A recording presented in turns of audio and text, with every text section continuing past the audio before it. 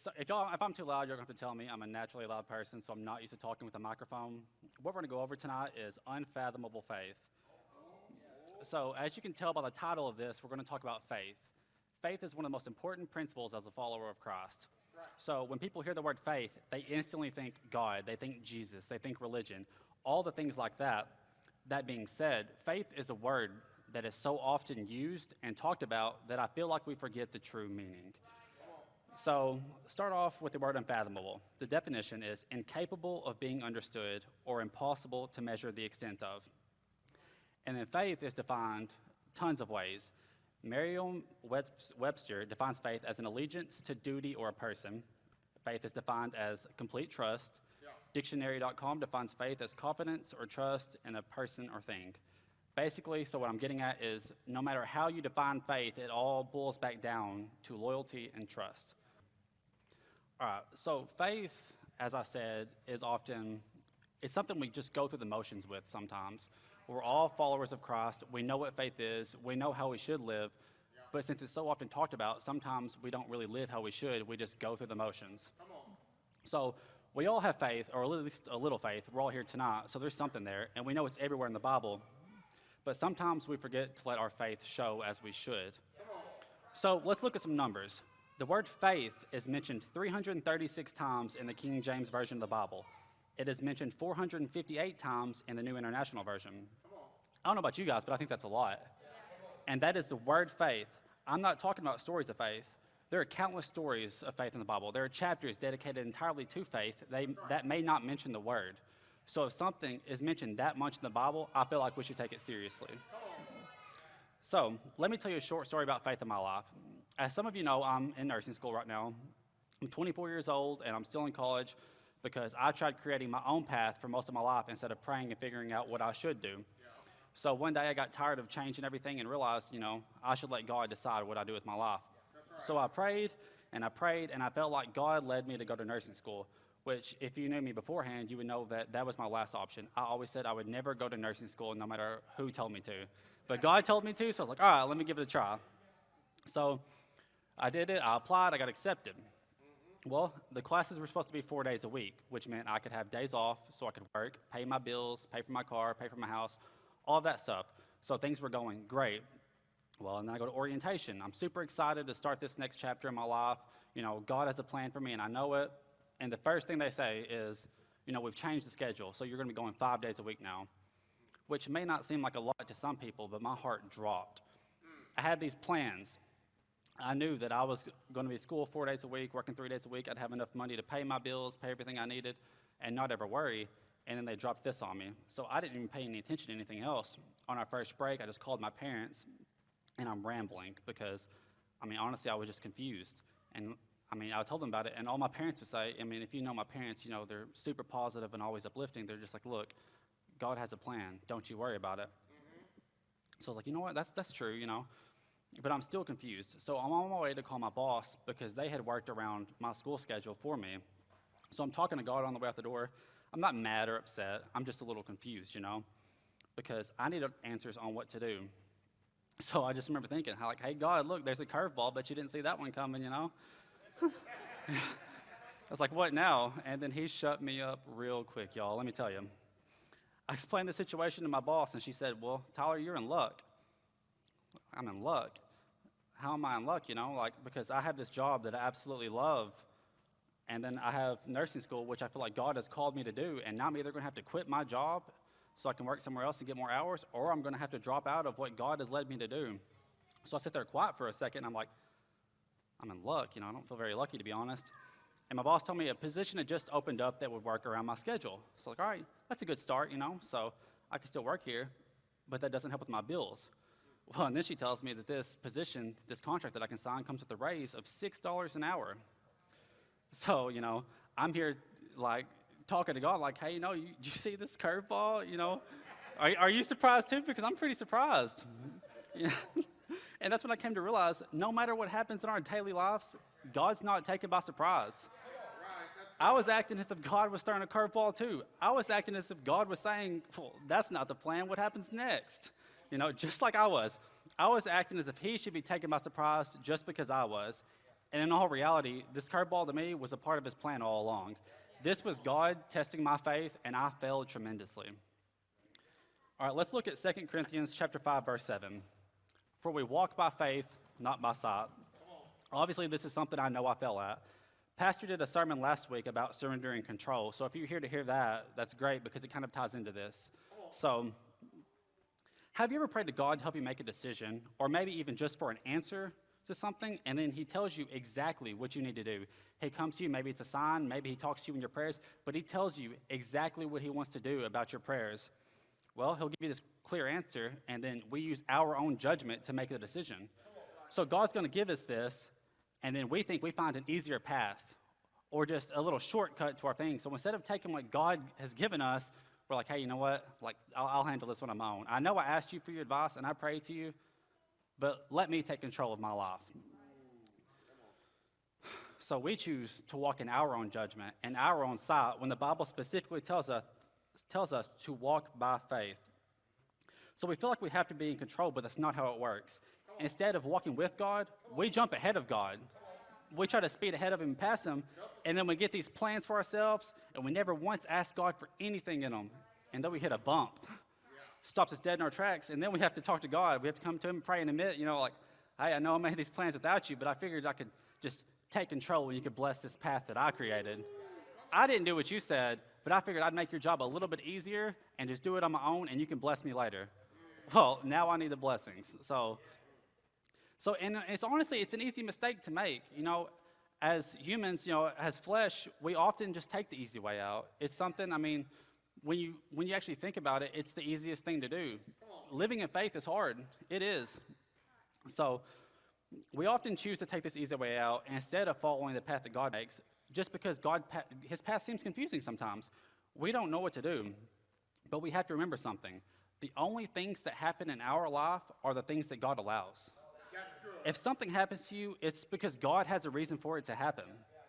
We spend too much time trying to figure out exactly what is going to happen in our lives. We don't have to know what God's going to do to provide, when he's going to provide, where he's going to provide, but we do have to remember that he will provide. A prime example of this would be Daniel in the lion's den. We've all heard this story. So Daniel is under King Darius. He has 3 administrators, and Daniel's one of them. And he's the most respected. The other 2 administrators are they're very jealous of him. So the other 2 administrators are trying to get him in trouble, but they can't figure out how. So then they have an idea. They know that Daniel worships God. So they're like, all right, we're going to go to the king. So they went to him like, hey, how about you should make a decree that for the next 30 days, if anyone worships God or any other human other than you, you just throw them into the lion's den. That's the easiest way out because they know that Daniel's going to worship God. So the king was like, all right, sure, let's do it. So he did it, Well, obviously, just like they thought, Daniel goes home, and what does he do? He goes into his house, curtains wide open, right for everyone to see, and he prays 3 times a day, just like he would any other day, despite this law. So then the other guys, they go to the king and like, hey, didn't you just make that law that if someone prayed to you, they had to get thrown to the lion's den? Because Daniel is over there letting everyone see you disrespect him. He's just praying, and he don't even care. So the king couldn't go back on his law. He had to seal Daniel inside the lion's den, even though he didn't want to. He realized he was tricked. So actually, Scripture says he didn't want to do it. He didn't eat or sleep all night, and he went directly into the lion's den the next morning as soon as he saw light to check on Daniel. So he shouts down into the lion's den. He's like, Daniel, did the God you were praying to save you? And here it comes. Daniel answers right back. Yeah, he saved me. God sent angels to shut the mouth of these lions. So Daniel's immediately lifted out of here. Not a single wound on his body. Nothing has happened. He was locked in a den with lions all night. Have you ever been to the zoo and seen lions? Wild stuff. I ain't trying to be around them. So, he does it. And then some people might say, like, oh, well, had something to do with the lions. Let me tell you, that's not the case. The Scripture goes on to tell you that the men who had the king do this, the other 2 administrators, the king threw them into the lion's den, and they didn't even make it to the floor of the den. They were overpowered by the lions before they ever reached the floor, where Daniel spent an entire night with these lions. Nothing happened. This is a prime example of walking by faith and not by sight, because You know, if we use our own sight in this, Daniel's locked in a den with lions. Yeah. If we use our own sight, not faith, this is a situation that it couldn't possibly work out. Yeah. How are we going to be locked in a den with lions all night and survive unless you have faith? That's good. So, but Daniel, a man of faith, knew he had done no wrong. He knew that God was going to protect him for serving him, even though it was temporarily illegal at this time. Yeah. He knew that God had a much bigger plan for him. And this is what happened afterwards. Daniel chapter 6, verse 25 through 27. Then King Darius wrote unto all people, nations, and languages that dwell in all the earth, peace be multiplied unto you. I make a decree that in every dominion of my kingdom men tremble and fear before the God of Daniel, for he is the living God, and steadfast forever. And his kingdom that shall not be destroyed, and his dominion shall be even unto the end. He delivereth and rescueth, and he worketh signs and wonders in heaven and in earth, who hath delivered Daniel from the power of the lions. So just because of this act of faith, the king then makes a decree that all men must tremble and fear before the God of Daniel, for he is the living God. So his kingdom, every person in it went from having to not pray to a single God or any human other than him, to all having to worship the God of Daniel just by this one act of faith. One act of faith changed this entire nation. That's right. So let's look at other acts of faith in the Bible. Everyone knows the story of David versus Goliath. Goliath was over 9 feet tall. He's a giant. He had 125 pounds of armor. That's more than a lot of you weigh. So he had that much armor on his body. The entire Israelite army was terrified of him. Then here comes little old David, comes around and slays the giant, despite nobody believing in him. Sorry if I spoiled that for anybody, but that's how it goes. But there's one specific verse that I want to bring up, and it's 1 Samuel chapter 17, verse 37. David said, moreover, the Lord that delivered me out of the paw of the lion and out of the paw of the bear, he will deliver me out of the hand of this Philistine. And Saul said unto David, go, and the Lord be with thee. So whereas the entire Israelite army could not take out this giant, David goes to this giant and kills him with a slingshot because he knows that God is going to deliver him out of this. He has enough faith that this little man can go up to this giant and defeat him, whereas an entire army could not. All right, let's look at Noah's Ark. I'm only going to give a few verses of this because I don't want to lose your attention, and I know you've all heard this story. So we're going to go to Genesis chapter 6, verses 12 through 17. And God looked upon the earth, and behold, it was corrupt. For all flesh had corrupted his way upon the earth. And God said unto Noah, the end of all flesh is come before me, for the earth is filled with violence through them, and behold, I will destroy them with the earth. Make thee an ark of gopher wood, rooms shalt thou make in the ark, and shalt pitch it within and without with pitch. And this is the fashion which thou shalt make it. The length of the ark shall be 300 cubits, the width of it 50 cubits, and the height of it 30 cubits. A window shalt thou make to the ark, and in a cubit shalt thou finish it above, and the door of the ark shalt thou set in the side thereof, with lower, second, and third stories shalt thou make it. And behold, I, even I, do bring a flood of waters upon the earth to destroy all flesh, wherein is the breath of life from under heaven, and everything that is in the earth shall die. So, God tells Noah that the earth is corrupt and filled with violence, so he's going to send a flood that's going to rid all the evil on earth. All of it. So he wants Noah to build an ark.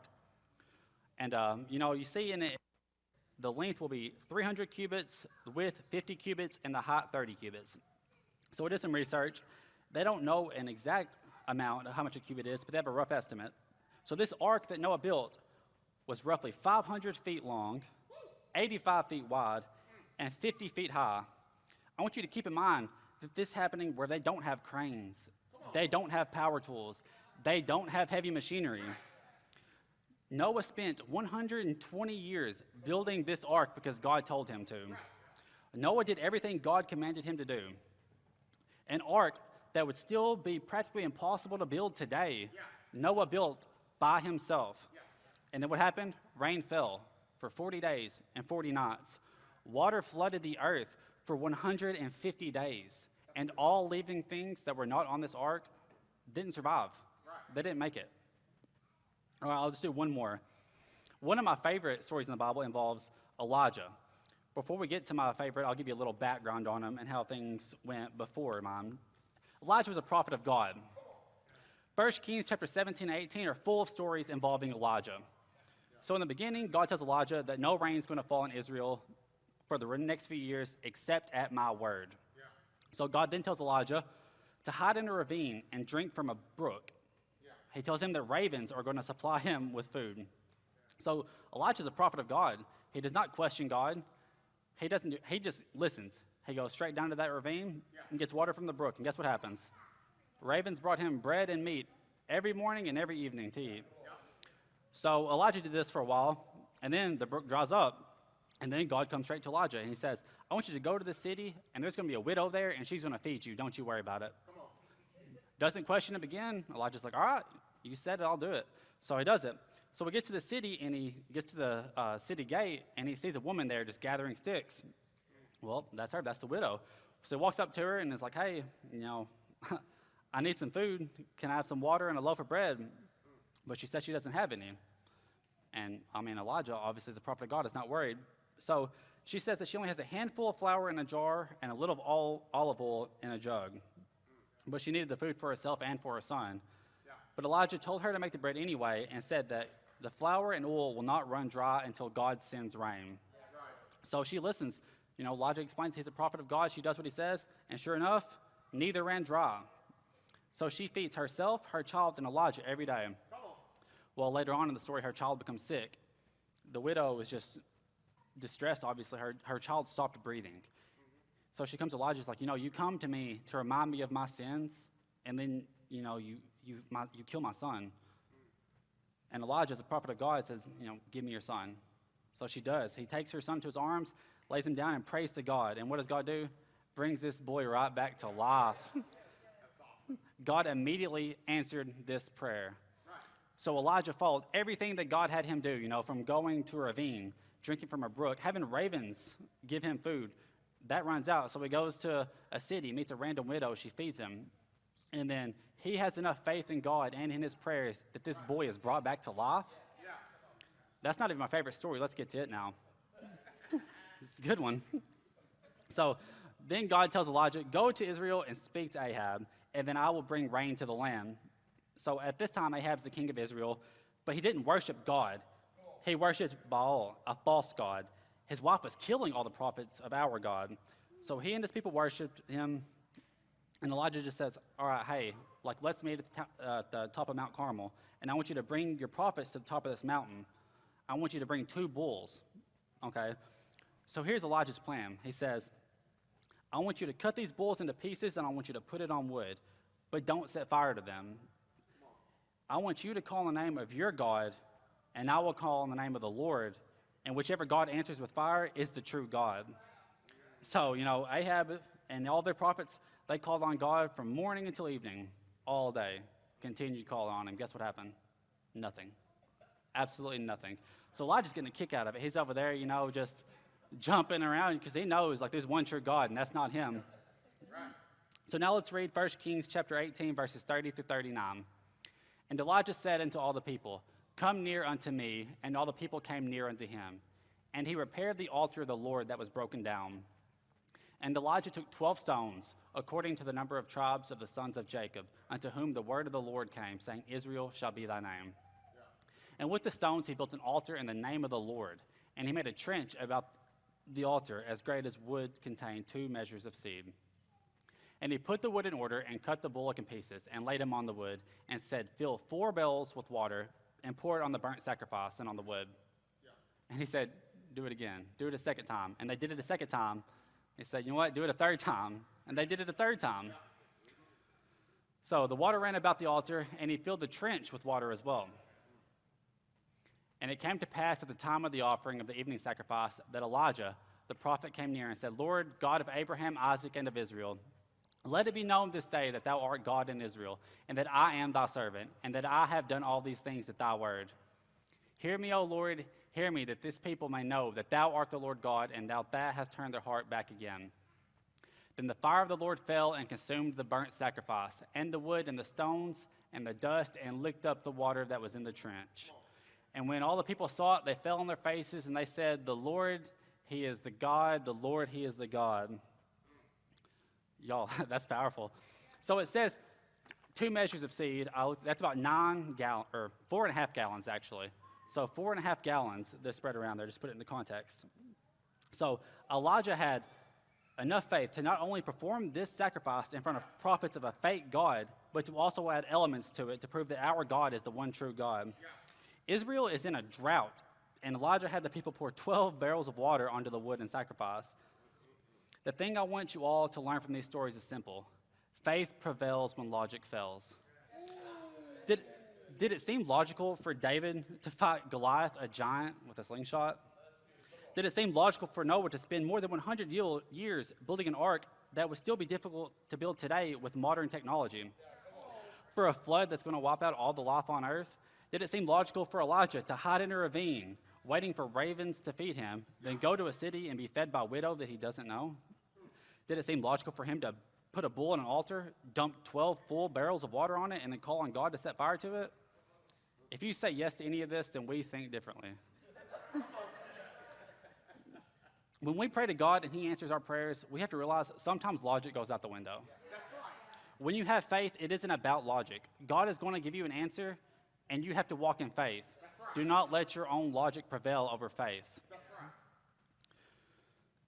So these people, they did these things because they knew without a doubt that God would deliver, and they had unfathomable faith.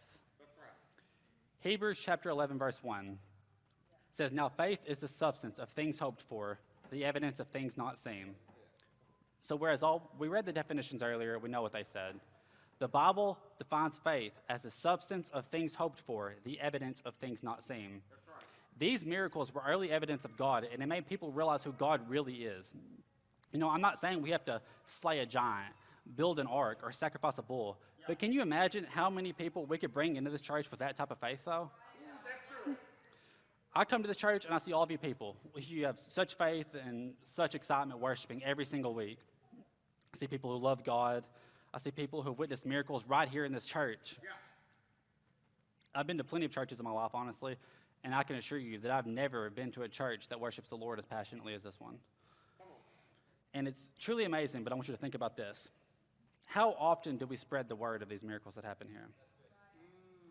How often do we leave this church with the faith to make miracles occur at work, on the streets, at the store, no matter where it may be? How often do we do that?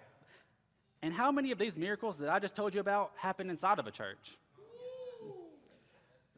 So my challenge for everyone tonight, you know, myself included, we have to start leaving this place with the same excitement and the same faith in God that we exhibit inside this church every single week. Absolutely.